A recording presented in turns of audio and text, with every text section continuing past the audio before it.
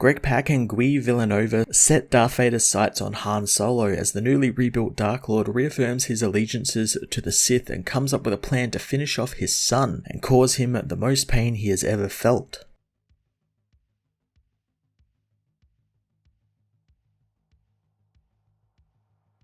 Greg Pak expertly crafts an epilogue to his wonderful Into the Fire storyline and connects seamlessly up to the upcoming War of the Bounty Hunters series by shifting Vader's focus solely from his son to his son's friends, particularly Han Solo, and he does so by looking back at a number of key scenes from the original trilogy, recontextualizing them ever so slightly so that Vader ends up seeing Luke surrounded by these people who have kind of propped him up and kind of rely on him a lot. So why not hurt those people and in turn hurt his son? It's quite a wonderful thing to watch unfold, and it feeds into the whole cycle of anger and fear the previous arc touched upon.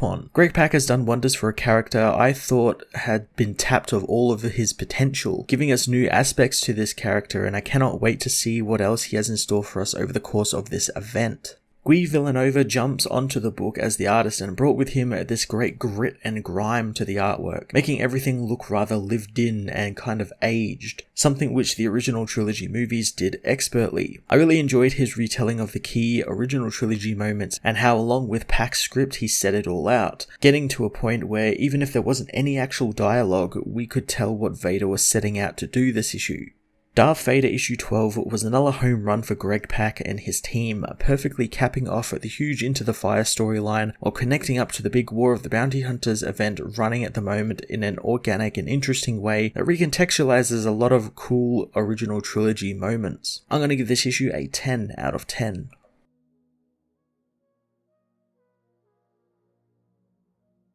Darth Vader issue 12 heads to Coruscant, where Vader and Ochi of Bestun are taken to the Emperor Palpatine Surgical Reconstruction Center, where Masamita asks how Vader is still alive, and Sly Moore says that Vader is a Sith and his hatred gives him power. Palpatine orders a full reconstruction of Vader, despite Amida having concerns that he might kill them. Palpatine says that everyone has been trying to kill him, but he showed Vader the might of Exegol, and now he knows the limitations of his role, and once he's fixed him, he will find a more appropriate target for his hate. Palpatine can see that his advisors are concerned, but he knows he's beyond Vader's reach and they are beneath his notice since he will find his true enemy soon. The droids get to work on Vader, who refuses to be shut down for the surgery. The surgical droids begin cutting into him and Vader feels the pain, like the pain he gave his son when he cut off his hand on Bespin, wondering if it left him to hate or led him to power. He knows that it wouldn't, since Luke could have ruled the galaxy with him, but despite all his promise, he is weak and never done anything without his friends. Vader remembers how Luke was saved at the Death Star by Han Solo, who knocked his TIE fighter clear of the trench and the station as it exploded. Sometime after the Death Star's destruction on Corellia, Vader catches up with Han Solo and Chewbacca, killing a Rodian he thought to be Han. The two men see each other, causing Han to quickly board the Falcon and blast off, using the ship's guns to fire on the Dark Lord, who easily blocks the blaster bolts with his lightsaber. Vader gives chase in his own TIE as Han is reminded that the hyperdrive is still busted. He knows that they have been in over their heads ever since Luke blew up the Death Star, knowing that they are a couple of nobodies, and for once that should work to their advantage as they dive the ship into a YT series warranty and repair shipyard, where a dozen other YT transports await repairs. Later on, Vader and the Imperial commander meet with the droid in charge of the station, who apologizes for not being able to find the people they search for. Vader silences the droid, pointing out Han on the ID board, and the droid knows him well, knowing that man grew up as a scrum rat on Corellia before becoming a smuggler. The droid wants to alert the police, but Vader says no. The droid continues to protest, so Vader cuts him in half, remembering losing Han on Hoth and sending bounty hunters out for him, only to capture and torture him later on Bespin, torturing him for no reason other than the pain it inflicts on Luke, as Vader knows that Luke thinks his friends saved him and he saved them, glad that his son believes that, and that they believe that they have survived as long as they have through their strength or fortune, instead of Vader's design. Vader remembers putting Solo and Carbonite on Bespin as his surgery finishes up and Ochi gets his new robotic eyes. Vader asks Palpatine what his will is, but Palpatine asks him what his is, knowing that he's seen the secrets of the dark side now and he knows knows the way of the Sith, so he decides for himself. Vader leaves, gathering Ochi at his side as he dons his cape. Palpatine tells the assassin to go with Vader since everyone has their role to play in this. Ochi asks the Dark Lord where they're going as they head to their shuttle and head off-world. Vader knows that his son can be strong thanks to the power within him, but he's seen the true might and purpose of the Sith and there is no room for another Sith, so this time he will kill Luke Skywalker. Vader heads into the Outer Rim where Ochi meets with Boku the Hutt, demanding Han Solo be given to them. Boku knows that Solo was stolen, but Ochi knows that Jabba actually lost him, demanding the Hutt recover Solo for them and hand him over to them, and if he's lucky, his power will increase. The Hutt knows that none of his regular Imperial contacts have spoken about this foolhardy plan, wondering if Ochi does serve the Emperor. Ochi says that he serves power as Vader ignites his lightsaber in the dark, letting it be known that he serves Darth Vader now, and so does the Hutt.